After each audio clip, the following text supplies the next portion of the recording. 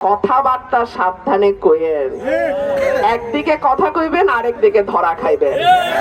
তো কথাবার্তা যত কম তত ভালো। আপনারা কি করে এত শিওর হইলেন যে সরকার গঠন ওই দলই করবে?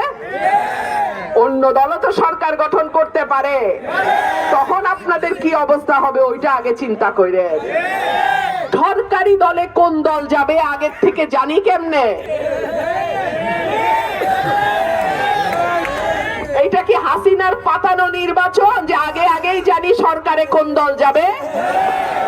12 তারিখের ভোট পুরো রাজনীতির চেহারাও পাল্টে দিতে পারে। খেলায় যখন কেউ গোল দিতে না পারে তখন প্রতিপক্ষকে ফাউল করে। এই ফাউল যাতে সরাইলের মাটিতে না হয় সেই দিকে আপনাদের সজাগ থাকতে হবে। কেউ যদি মনে করেন ইলেকশন ইঞ্জিনিয়ারিং করবেন এই আসনে, তাদেরকে আমি সাবধান করে দেই। একই সঙ্গে এই কথাও মনে করিয়ে দেই, কোন দল যাতে আগাম মনে না করে যে তারাই সরকার গঠন করতে যাচ্ছে এবং পুলিশ প্রশাসন তাদের অনুগত হতে বাধ্য।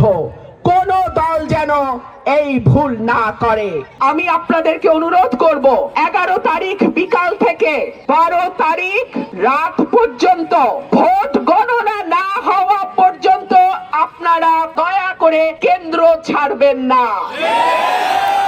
আপনারা আমার একমাত্র সৈনিক। আপনারা ছাড়া আমার কোনো ওয়ার্ড কমিটি, ইউনিয়ন কমিটি, উপজেলা কমিটি নাই।